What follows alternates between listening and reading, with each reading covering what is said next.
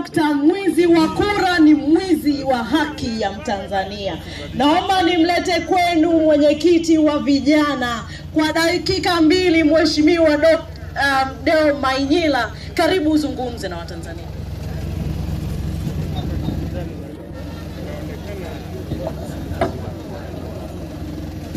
Watu wa Kayanga, nikiwauliza ngumi ziko wapi tusalimiane, semeni hizi hapa. Ngumi ziko wapi tusalimiane?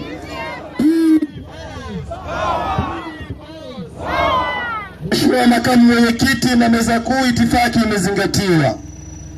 Watu wa Kayanga na watu wa Karagwe, naitwa Deogratius Mainyila, ni mwenyekiti wa baraza la vijana wajanja kabisa, vijana wa Chadema, tunaitwa BAVICHA.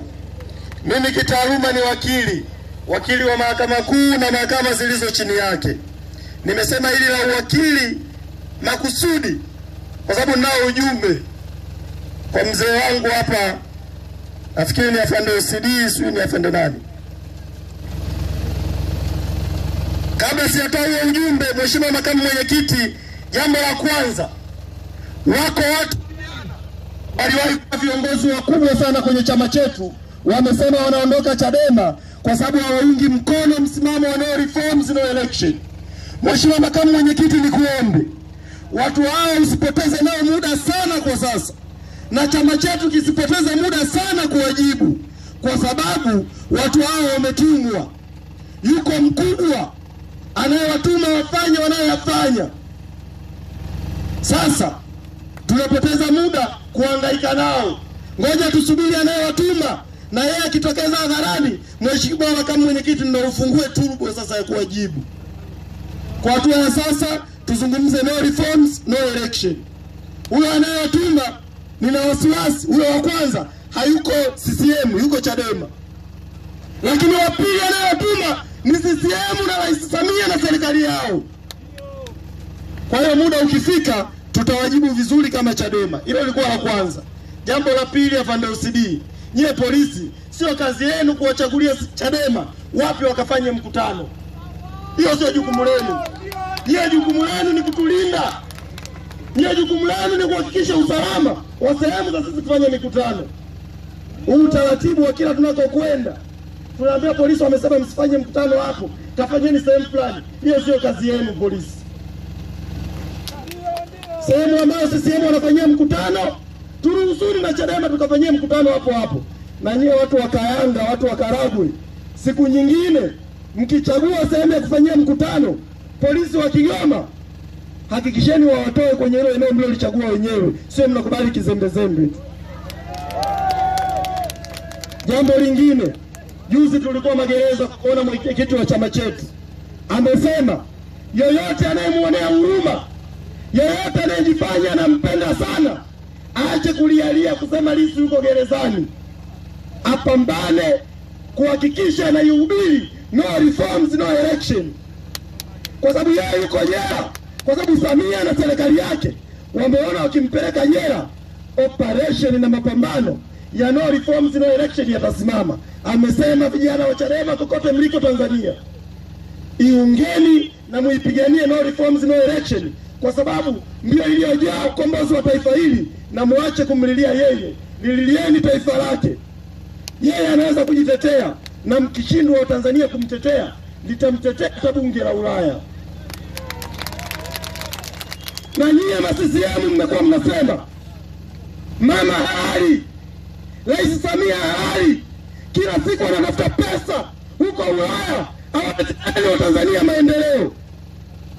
Huko Ulaya anakoenda kutafuta Rais Samia maendeleo, jana wamesema hao wazungu wa Ulaya, jana wamesema kwamba tulifikiri Rais Samia akiwa rais wa Tanzania atalinda demokrasia.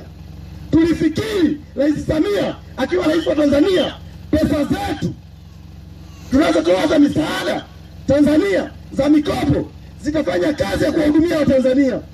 Lakini kumbe na wewe umemfunga Lissu kwa uhaini. Tunakutaka umwachie Lissu bila masharti yoyote. Tunakutaka ulete mabadiliko ya mifumo ya sheria za uchaguzi kwenye taifa lako.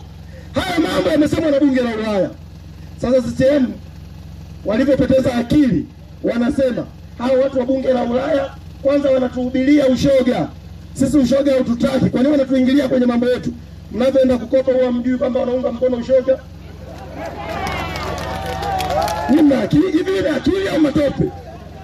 Mkienda kuomba hela za watu wa Ulaya mnaona wasuli wakiwaambiani huyo Lissu sio haini, huyo Lissu hana kosa lolote kwenye taifa hilo, ni mwanademokrasia wa kweli kwenye taifa lenu, muachieni. Alafu kibaya zaidi wanaowatuma kusema hayo ni wakina Mwijaku, Steve Nyerere, watu waovyo kwenye taifa hili. Wakiibuka wazee wa maana, wakina mzee Warioba, wakina mzee Butiku, wao wanaona ni kama hao wazee hawana akili. Hivi mnawaelewa au CCM? Mwisho hapa nimeambiwa ni jimbo la waziri wa mambo ya ndani Bashungwa. Uongo ukweli? Bashungwa kila siku unahangaika kuwakamata Chadema, kutuzuia tusiende mahakamani.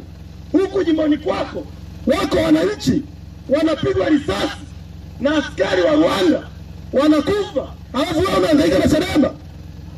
Wewe kweli kama ni waziri wa mambo ya ndani, hangaika kulinda maisha ya watu wa Karagwe na Kayanga. Mwisho yuko kijana muhuni mwehu na hana akili, mwenyekiti wa UVCCM mkoa wa Kagera, amesikika akisema mara kadhaa, nyie polisi mkisikia tumewapoteza hao wapinzani wanaoipinga serikali msiwatafute. Leo bwana afande unahangaika na vijana si wa bodaboda, si vijana gani huku mtaani, lakini yupo kijana mwenzangu mwenyekiti wa UVCCM anasema hadharani, na nyie vijana wa Kayanga wa Karagwe wauni kama hao mnaoona mtaani mnawaangalia tu. Maandiko yanasema mwanzo wa ugomvi ni kutoboa penye maji. Acheni ugomvi kabla hujafurika. Na waambieni serikali ya CCM, Chadema tujai kupanga nia yoyote ya kuleta fujo kwenye taifa hili. Nyinyi ndio kila siku mnateka wetu. Leo Mdude hatumuoni, Amani Manekero hatumuoni. Siku tukija kuchoka na haya, hakuna atakayekuwa salama. Mara baada ya kusema hayo, naomba tumkaribishe sasa makamu mwenyekiti wa chama chetu aje azungumze na watu wa Kayanga na watu wa Karagwe.